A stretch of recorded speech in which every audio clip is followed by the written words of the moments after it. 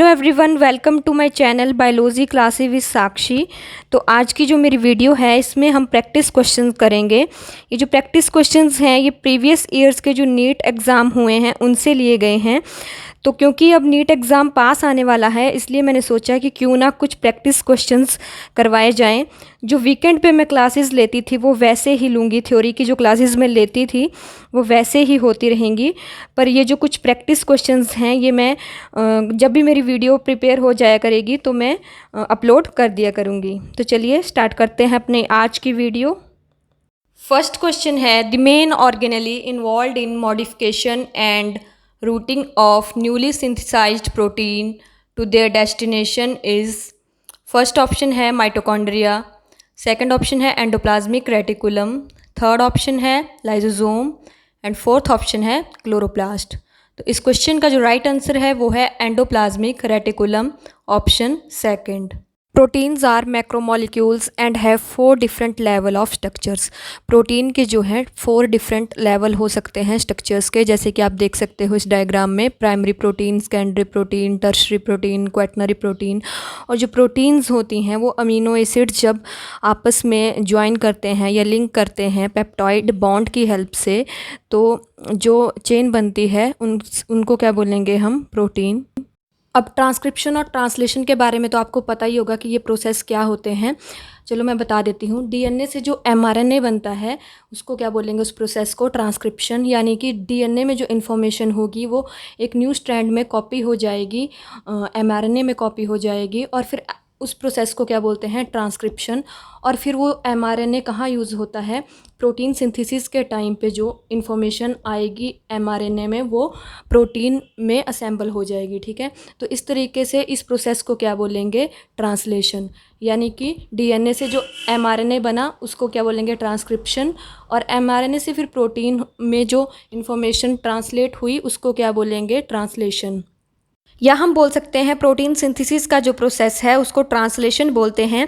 इसकी जो साइट होती है, यानी कि प्रोटीन सिंथेसिस जो है राइबोसोम ऑर्गेनेली में होती है। और राइबोसोम कहाँ प्रेजेंट होते हैं, या तो साइटोप्लाज्म में होते हैं प्रोकैरियोट्स के केस में, और यूकैरियोटिक सेल में क्या होता है, ये या तो साइटोप्लाज्म में होते हैं राइबोसोम, या फिर एंडोप्लाज्मिक रेटिकुलम के साथ, जो रफ एंडोप्लाज्मिक रेटिकुलम होता है उसके साथ अटैच्ड होते हैं। ठीक है, अब जैसे कि आप इस डायग्राम में देख सकते हो, यूकैरियोटिक सेल के जो साइटोप्लाज्म में प्रोटीन सिंथेसिस होती है उस पे जो है डिफरेंट लेबल लग जाते हैं। प्रोटीन ट्रांसलेशन के बाद जो है वो डिफरेंट ऑर्गेनेलीज में चली जाती है, जैसे कि माइटोकॉन्ड्रिया, पेरोक्सिसोम, क्लोरोप्लास्ट, न्यूक्लियस। इन प्रोटीन पे लेबल लगा होगा एक प्रॉपर, और वो स्टेप बाय स्टेप जो है इन डिफरेंट ऑर्गेनेलीज में शिफ्ट हो जाएंगी। माइटोकॉन्ड्रिया और जो क्लोरोप्लास्ट है उनमें जो है उनके इनसाइड भी कुछ प्रोटीन सिंथेसिस होती है, पर वो बहुत ही स्मॉल अमाउंट में होती है और वो ट्रांसपोर्ट भी नहीं होती है। साइटोप्लाज्म में बनने वाली जिन प्रोटीन पर एक स्पेशल अमीनो सीक्वेंस होगा जिसको कि क्या बोलेंगे, सिग्नल पेप्टाइड, वो प्रोटीन जो हैं एंडोप्लाज्मिक रेटिकुलम में शिफ्ट हो जाएंगी। अब आते हैं क्वेश्चन पर। क्वेश्चन में पूछा गया है कि ऐसी कौन सी ऑर्गेनेली है जो कि प्रोटीन की मॉडिफिकेशन के साथ साथ उसके लिए एक पैसेज है, रूट है, या ज़रिया है, या हम बोल सकते हैं माध्यम है दूसरी ऑर्गेनेली या दूसरे पार्ट्स में पहुंचने का। ठीक है, तो इसका आंसर है एंडोप्लाज्मिक रेटिकुलम। जैसे कि आप इस डायग्राम में भी देख सकते हो, एंडोप्लाज्मिक रेटिकुलम से जो है डिफरेंट ऑर्गेनेलीज को प्रोटीन ट्रांसपोर्ट की जा रही है, जैसे कि गोल्जी बॉडी, लाइसोसोम, या प्लाज्मा मेम्ब्रेन में भी हो रही है, फिर सेल के एक्सटीरियर में भी जा रही है, या अदर पार्ट्स ऑफ एंडोमेम्ब्रेन जो सिस्टम है उसमें भी जो है प्रोटीन जो है ट्रांसपोर्ट हो रही है। इस डायग्राम से आपको ज़्यादा अच्छे से क्लियर हो जाएगा क्या होता है जब एंडोप्लाज्मिक रेटिकुलम में प्रोटीन बन जाती हैं और मॉडिफिकेशन होने लगती है उनकी, तो उसके बाद क्या होता है कि वो वेसिकल में, ट्रांसपोर्ट वेसिकल में मूव करती हैं और गोल्जी अपरेटस के साथ जाके फ्यूज़ हो जाती हैं। गोल्जी अपरेटस में क्या होगा, जो प्रोटीन होगी वो अपनी 3D स्ट्रक्चर गेन कर लेगी और मैच्योर हो जाएगी। आफ्टर मैच्योरेशन क्या होगा, ये स्क्रीटरी वेसिकल में ट्रैवल करेंगी प्रोटीन और अपनी डेस्टिनेशन तक पहुंच जाएगी। फिर वो चाहे सेल का एक्सटीरियर हो या अदर पार्ट हो एंडोमेम्ब्रेन सिस्टम का, ठीक है, लाइसोसोम हो, तो इस तरीके से प्रोटीन सेल के डिफरेंट पार्ट्स में या सेल के एक्सटीरियर में जाके पहुंच जाएगी। नेक्स्ट क्वेश्चन है, the words highly prized wool yielding pashmina breed is, first option है शीप, सेकंड ऑप्शन है गोट, थर्ड ऑप्शन है गोट शीप क्रॉस, मतलब इनका जो हाइब्रिड बनेगा, एंड फोर्थ ऑप्शन है Kashmir sheep Afghan sheep cross, इनके बीच क्रॉस होके जो हाइब्रिड बनेगा वो। तो इस क्वेश्चन का जो राइट आंसर है वो है ऑप्शन सेकंड गोट। नेक्स्ट क्वेश्चन है grey crescent is the area, first option है at the point of entry of sperm into ovum, second option है just opposite to the site of entry of sperm into ovum, third option है at the animal pole, and fourth option है at the vegetal pole. तो इस question का जो right answer है वो है option second, just opposite to the site of entry of sperm into ovum. उस एरिया को क्या बोलेंगे? Grey crescent. जैसे कि आप इस डायग्राम में देख सकते हो, जहाँ से स्पर्म एंटर होता है यानी कि स्पर्म एंट्री पॉइंट जो होता है उसके अपोजिट में दूसरी साइड को जो एरिया होता है उसको क्या बोलते हैं? Grey crescent area. ये जो एरिया होता है ये ऑर्गेनिज्म की फ्यूचर में जो है डोर्सल साइड होती है, मतलब डोर्सल साइड जो होती है एनिमल की वो इस एरिया से बनती है।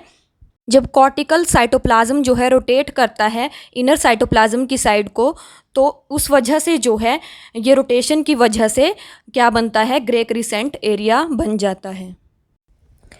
Question number 4, photosynthesis in C4 plants is relatively less limited by atmospheric CO2 levels because, first option है 4 carbon acids are the primary initial CO2 fixation products, second option है the primary fixation of CO2 is mediated via PEP carboxylase, third option effective pumping of CO2 into bundle sheath cells, fourth option rubisco in C4 plants has higher affinity for CO2।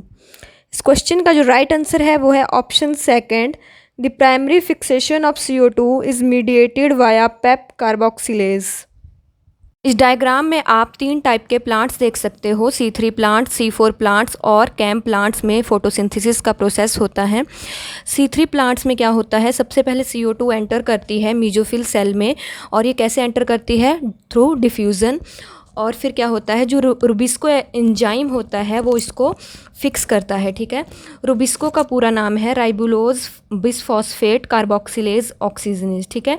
मतलब ये जो Rubisco enzyme है ये carboxylase enzyme की तरह भी act करेगा और ऑक्सीजनेज एंजाइम की तरह भी एक्ट करेगा। और फिर क्या करेगा? सबसे पहले ये कार्बोक्सिलेज एंजाइम की तरह एक्ट करेगा। अगर CO2 की कंसंट्रेशन ज़्यादा है तो ये CO2 को RUBP के साथ फिक्स करेगा और फिर केल्विन साइकिल रन होगी और शुगर जो है वो बन के रेडी हो जाएगी। रुबिस्को एंजाइम का एक ड्रॉबैक है कि वो ऑक्सीजन के साथ भी बाइंड कर सकता है, ठीक है, ऑक्सीजन को भी फिक्स कर सकता है, और उसको क्या बोलेंगे फिर हम? ऑक्सीजनेज एंजाइम, ठीक है। रुबिस्को यहाँ पे ऑक्सीजनेज एंजाइम की तरह एक्ट करेगा और ऑक्सीजन को फिक्स कर देता है अगर CO2 की कंसंट्रेशन कम है और ऑक्सीजन की ज़्यादा है, ठीक है।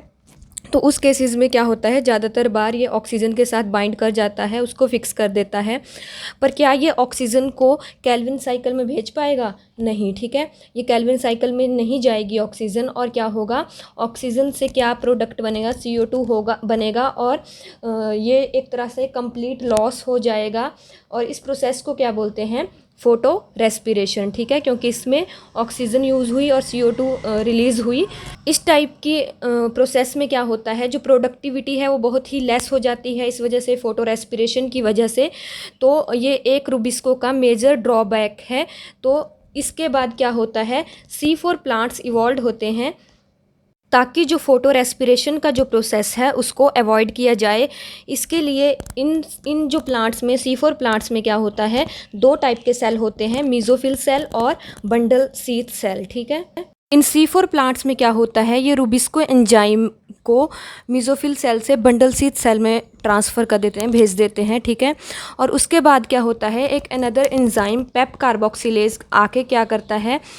कार्बन डाइऑक्साइड को फॉस्फोइनोल पायरुवेट के साथ फिक्स करके एक 4 कार्बन कंपाउंड बना देता है, मैलेट, ठीक है। अब मैलेट जो है ये मीजोफिल सेल में बनता है और फिर किस में जाता है? जो बंडल शीथ सेल हैं उसमें जाएगा, ठीक है। और बंडल शीथ सेल में कैसे जाएगा? ये थ्रू प्लाज्मोडेस्माटा। प्लाज्मोडेस्माटा से क्या होगा, बंडल सीथ में मैलेट एंटर करेगा और क्योंकि ये सेल बहुत पास होते हैं ताकि इजीली जो है मैलेट बंडल सीथ में पास हो जाए, तो इस टाइप की एनाटॉमी को क्या बोलते हैं, क्रेंज एनाटॉमी। और फिर जब मैलेट जो है बंडल सीथ सेल में आ जाता है, उसके बाद मैलेट क्या करता है, एक कार्बन लूज़ कर देता है और एक 3 कार्बन कंपाउंड बना देता है पायरूवेट। ठीक है, जो 1 कार्बन कंपाउंड लूज़ हुआ था वो क्या करेगा, रुबिस्को के साथ फिक्स हो जाएगा, रुबिस्को उसको फिक्स कर देगा और केल्विन साइकिल जो है रन हो जाएगी और शुगर बन जाएगी। ठीक है, तो इस तरीके से जो है C4 प्लांट्स में शुगर बनती है। और ये जो रुबिस्को का ड्रॉबैक है कि वो ऑक्सीजन को फिक्स कर देता है। ठीक है, उस ड्रॉबैक को ये अवॉइड कर पाते हैं इस तरीके से। पर क्या होता है कि जो थाइलाकोइड होते हैं, देख सकते हो आप मेसोफिल सेल में जो ग्रेना होते हैं, उनमें क्या होता है, उनमें भी वाटर की फोटोलाइसिस होती है और ऑक्सीजन रिलीज़ हो सकती है ना। तो इस तरीके से ये क्या करते हैं, बंडल सीथ सेल से जो ग्रेनल क्लोरोप्लास्ट होगा उसको, जो ग्रेनल सेल होगा उसको रिमूव कर देंगे ताकि वहाँ पे जो है ऑक्सीजन रिलीज़ ना हो सके और वो रुबिस्को के साथ फिक्स ना हो सके। ठीक है, तो इस तरीके से फोटो रेस्पिरेशन का जो प्रोसेस है उसको अवॉइड कर देते हैं। और जो पायरूवेट होता है 3 carbon compound bundle sheath cell में, वो क्या करता है, अपने अंदर फॉस्फेट ऐड करता है। वो फॉस्फेट कहाँ से आता है, ATP से मिलता है, ताकि जो है फॉस्फोइनोल पायरूवेट को फिर से रीजनरेट कर सकें और वो फिर से वापस जो है मेसोफिल सेल में चला जाता है। अब आते हैं कैम प्लांट पे। कैम प्लांट जो है ड्राई एरिया के प्लांट्स होते हैं। इनमें क्या होता है, जो पेप कार्बोक्सिलेज है वो क्या करेगा, मैलेट बनाएगा और फिर वो कब बनेगा, वो नाइट के टाइम पे बनाएगा। ठीक है, और उस मैलेट को क्या करेगा, एक वैक्यूल के अंदर स्टोर कर लेगा। ठीक है, जो 4 कार्बन कंपाउंड है मैलेट, उसको वैक्यूल के अंदर स्टोर कर लेगा ड्यूरिंग नाइट। ठीक है, फिर जब डे टाइम होता है तो क्या करेगा, मैलेट वैक्यूल से रिलीज़ हो जाएगा और क्या करेगा, एक कार्बन लूज़ कर देगा और एक पायरूवेट बना देगा, 3 कार्बन प्रोडक्ट है ना। और CO2 जाके रुबिस्को के साथ फिक्स होगी और केल्विन साइकिल रन हो जाएगी। अब आप सोच रहे होंगे मैलेट को रात भर स्टोर करने की क्या नीड थी, है ना। तो जो केल्विन साइकिल है उसको NADPH और ATP चाहिए होगा रन करने के लिए। वो कहाँ से मिलेगा, ये जो थाइलाकोइड और हम बोल सकते हैं ग्रेनल जो सेल हैं, उनमें क्या होगा, उन पे जब डे टाइम पे लाइट रे गिरेगी तो वो क्या करेंगे, NADPH और ATP रिलीज़ करेंगे, जो कि केल्विन साइकिल को रन करने में हेल्प करेगी। ठीक है, तो इस तरीके से केल्विन साइकिल जब रन होगी तो शुगर बन जाएगी during day time mesophyll cell में। ठीक, क्योंकि इन सेल में ट्रांसपिरेशन प्रोसेस को ये अवॉइड करते हैं ताकि वाटर जो लॉस है वो कम हो सके, तो इसलिए इनके जो स्टोमेटा हैं वो रात के टाइम जो हैं ओपन होते हैं और उसी टाइम पे CO2 एंटर होती है और फिर फिक्स कर दी जाती है और मैलेट में कन्वर्ट हो जाती है। ठीक है, और वो मैलेट स्टोर रहता है एक वैक्यूल में और फिर दिन के टाइम बाकी का प्रोसेस होता है। और ये एक ही सेल में होता है, डे और नाइट का जो प्रोसेस है मेसोफिल सेल में। C3 प्लांट्स के अगर हम एग्जांपल लें तो वो हैं wheat, rice, potatoes etcetera. C4 plants के देखें तो शुगर केन, मेज़ एट्सेट्रा में जो है C4 प्लांट के एग्जांपल हैं और कैक्टस, पाइनएप्पल जो हैं कैम प्लांट के एग्जांपल हैं। क्वेश्चन में यही पूछा गया था कि अगर C4 प्लांट्स में क्या होता है, जो अगर CO2 का कंसंट्रेशन लेवल जो है एटमॉस्फेयर में कम भी है तो भी वो फिक्स कर लेते हैं उसको। कैसे, क्योंकि उनके पास जो है पेप कार्बोक्सिलेज एंजाइम होता है और उसकी बहुत ज़्यादा हाई एफिनिटी होती है CO2 को फिक्स करने की। ठीक है, कि अगर कंसंट्रेशन लो भी होगी तो भी वो फिक्स कर लेगा। ठीक है, रुबिस्को में ऐसा नहीं था, रुबिस्को क्या कर रहा था, ऑक्सीजन को फिक्स कर रहा था अगर CO2 की कम थी। Question number 5. At what stage of the cell cycle are histone proteins synthesized in a eukaryotic cell? First option during entire prophase, second option during telophase, third option during S phase and fourth option during G2 stage of prophase. इस question का जो right answer है वो है option third, during S phase। हमें पता है cell cycle में 4 मेन फेस होते हैं, G1 face, S face, G2 face and M face. जो G0 फेस होता है वो रेस्टिंग फेस होता है। तो इस तरीके से जो एस फेस होता है उसको सिंथेटिक फेस या हम बोल सकते हैं सिंथेसिस फेस जो होता है, उसमें क्या होता है डीएनए की रेप्लिकेशन होती है। और डीएनए की रेप्लिकेशन के लिए क्या होता है हिस्टोन प्रोटीन्स रिक्वायर्ड होते हैं, ठीक है। तो इसी वजह से जो हिस्टोन प्रोटीन हैं वो भी इसी फेस में सिंथेसाइज होते हैं। कि रेप्लिकेशन के टाइम जो जेनेटिक मटेरियल होता है वो डबल हो जाता है, तो उसको न्यूक्लियस में पैक करके रखने के लिए या हम बोल सकते हैं जेनेटिक मटेरियल को की बाइंडिंग करके रखने के लिए जो हिस्टोन प्रोटीन होती हैं वो हेल्पफुल होती हैं, उनको बाइंड करके रखती हैं न्यूक्लियस में ताकि वो अच्छे से पैक हो जाए। नेक्स्ट क्वेश्चन है there exist a close association between the alga and the fungus within a lichen. The fungus first option है fixes the atmospheric nitrogen for the alga. Second option है provides protection anchorage and absorption for the alga. Third option है provide food for the alga and fourth option है releases oxygen for the alga. इस question का जो right answer है वो है option second provides protection anchorage and absorption for the alga. Question number 7 for retting of jute the fermenting microbe used is first option helicobacter pylori, second option mesophilic bacteria, third option streptococcus lactin and fourth option butyric acid bacteria. इस question का जो right answer है वो है option 4 butyric acid bacteria. Question number 8 student wishes to study the cell structure under a light microscope having 10x eyepiece and 45x objective. He should illuminate the object by which one of the flowing colors of light so as to get the best possible resolution. First option है yellow light, second option है blue light, third option है green light and fourth option है red light. इस question का जो right answer है वो है option third blue light. Question number 9 in ornithine cycle which of the flowing wastes are removed from the blood? First option है urea and urine, second option है ammonia and urea, third option है CO2 and ammonia and fourth option है CO2 and urea. इस question का जो right answer है वो है option third CO2 and ammonia. Ureotelic organism ऐसे ऑर्गेनिज्म जिनमें कि यूरिया एक्सक्रीट किया जाता है, ऐसे ऑर्गेनिज्म में क्या होता है ऑर्निथीन या हम बोल सकते हैं यूरिया साइकिल होती है, जिनमें कि क्या होता है कि जो अमोनिया और जो कार्बन डाइऑक्साइड वेस्ट प्रोडक्ट होते हैं उनको क्या करते हैं यूरिया में कन्वर्ट करते हैं और फिर एक्सक्रीट होता है। मतलब जो कार्बन डाइऑक्साइड और अमोनिया होता है उसको यूरिया में कन्वर्ट करके बॉडी से एक्सक्रीट कर दिया जाता है। जैसे कि आप देख सकते हो इस साइकिल में जो स्टेप नंबर 1 है वहाँ पे आप CO2 एंड NH3 यानी कि अमोनिया जो देख सकते हो और फिर उसको जो है यूरिया में कन्वर्ट कर दिया जाता है। 5th स्टेप में आप देख सकते हो और फिर वो जो है यूरिया जो है एक्सक्रीट हो जाता है बॉडी से। तो इस तरीके से ये पूरी साइकिल होती है ताकि अमोनिया को एक्सक्रीट किया जा सके। लास्ट क्वेश्चन है telomeres is an enzyme which is a first option repetitive DNA, second option RNA, third option simple protein and fourth option ribonucleoprotein. इस क्वेश्चन का जो राइट आंसर है वो है ऑप्शन 4 राइबोन्यूक्लियोप्रोटीन। अगर आपको मेरी वीडियो अच्छी लगी हो तो प्लीज़ वीडियो को लाइक करें, शेयर करें, कमेंट करें और मेरे चैनल को सब्सक्राइब करें। Thank you.